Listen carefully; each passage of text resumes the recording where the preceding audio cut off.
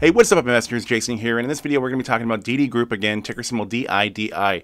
Now, the last time I talked about DIDI, I was talking about the whole drama that's been going on there with China and how that's kind of been affecting the stocks since it went public on June 30th.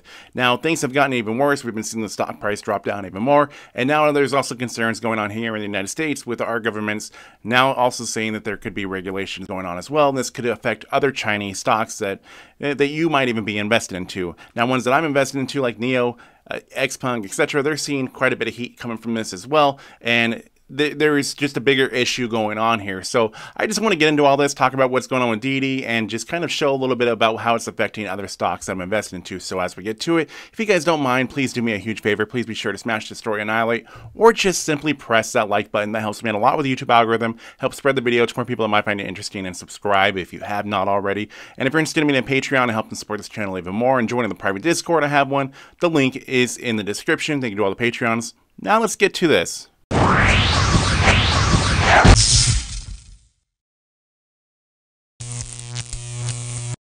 So DIDI went public on June 30th, and because of the 4th of July weekend, the stock hasn't really had many days that it has been publicly traded. But looking at the trading days that it has been available, we've just seen this stock continuously drop off for the most part every day since then.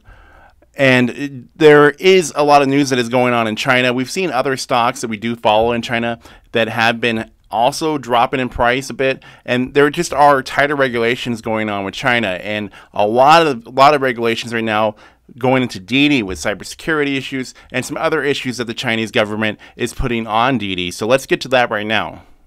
DIDI raised $4.4 billion by listing its shares on the New York Stock Exchange on June 30th, marking the biggest US IPO by a Chinese company since 2014. Within days, DIDI's share price collapsed, costing U.S. investors dearly. The sell-off was triggered by a crackdown from China, which announced on July 4th it is banning DIDI from app stores in the country because it poses cybersecurity risk and broke privacy laws. Now DIDI is getting a lot of negative attention by governments here in the United States, saying that the stock is one that should not even be public anyways. If you look at the price differences on DIDI stock, I mean, this was one that just in a matter of a few days had a market cap of $70 billion when it went public, and then basically right now its market cap is about $57 billion. So big difference within a matter of just very few trading days of this company going public and then raising over $4 billion. Senator Chris Van Hollen said in a statement, American investors need confidence that the companies that list on U.S. exchanges are not engaging in fraud and should have access to information on the risks posed by investing in foreign companies, especially those influenced by foreign governments. Now, we've also heard Senator Marco Rubio and Bob Casey also be very vocal about this whole thing. In June, Rubio and Casey introduced a bill called the No IPOs for Unaccountable Actors Act, which would direct financial regulators to prohibit any company that doesn't adhere to U.S. auditing regulations from conducting an initial public offering. The proposal builds upon the Holding Foreign Companies Accountable Act, passed into law last December with unanimous support in both houses of Congress. That measure gives foreign companies 3 years to comply with U.S. accounting and reporting regulations before being kicked off U.S. exchanges. The law also requires proof that the U.S. listed foreign companies are not owned or controlled by foreign governments. Now, this could create an issue with a lot of companies that trade here in the United States from China, like NIO, for example, is one that could really be affected by all this, and also Xpeng and Li Auto, a lot of these EV stocks that a lot of people invest into. Now, this can also create problems for U.S. companies that China is also invested into, like Tesla, for example, or Disney. Now, there's this possibility of there being even more regulations for companies to IPO here in the United States. At the same time, China's like, hey, we don't want any more big tech companies to IPO there in the United States. We want to keep more control over these. So we don't want companies like DIDI to be have so much U.S. interest and have to cater to U.S. investors and regulations in the United States. We'd rather have full control over that type of stuff. So these rules at the same time don't matter. Here, we just hurt U.S. investors. Now, looking over this article that Bloomberg put out, the U.S. campaign to deny China's key technology, including through export bans like the one that strangled Huawei Technology Co.'s smartphone business, gives even more incentive for Beijing to ensure it has a way to stop IPOs from the likes of DIDI if necessary. Moreover, discouraging overseas listings will help Xi keep China's biggest companies aligned with the party's goals. as also seen through Beijing's move last year to scuttle Ant Group's Co's $35 billion dual listing in Shanghai and Hong Kong at the 11th hour. Keeping local technology champions closer to home in domestic capital markets increases the party's state leverage over them and strengthens incentives for firms to align themselves with the party's incentives, said William C. Kirby, a professor of China Studies at Harvard University.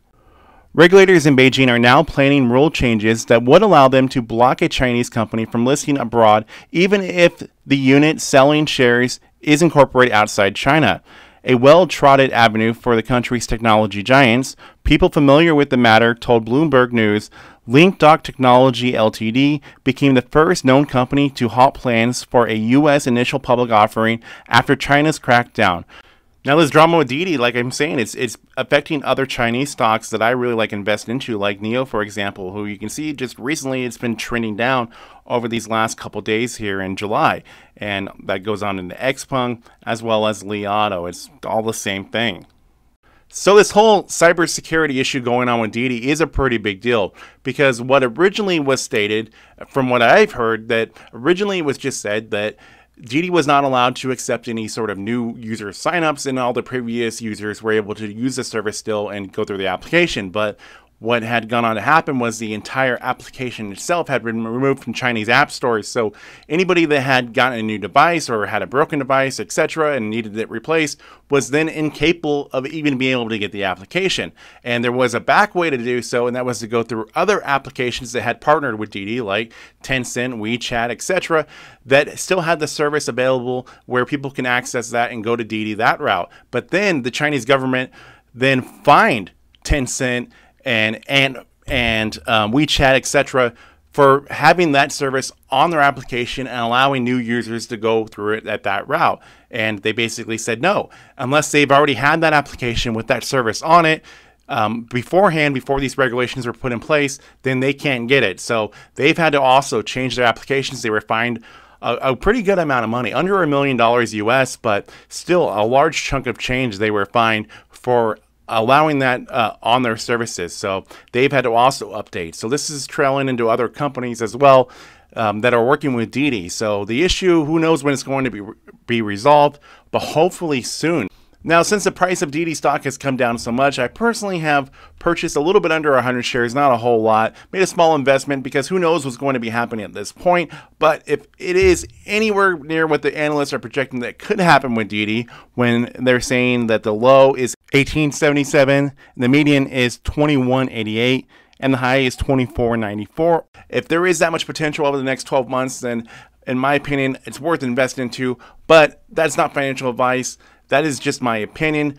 Please do take a whole lot of caution with DIDI, especially if you're someone that doesn't like to take risk in the stock market, because this is a risky one in my opinion. But I personally, I just like this stock. I think that there is potential, and I would just like to see that there is a good positive outcome that does come from it, but all waited to be seen. But anyways, I'd like to hear what you guys have to say about DIDI. Do you think that this stock could still have some potential here in the recent future, or is this a stock still that we should be staying away from? I'd like to know, because remember, this video is just for entertainment purposes only, and even though that I did buy DIDI stock, I'm still very cautious in this stock in general. Anything could be happening. So with that being said, please like, share, comment, subscribe. New videos coming out on my channel all the time. Thank you guys for watching. I'll see you all in the next video coming very soon.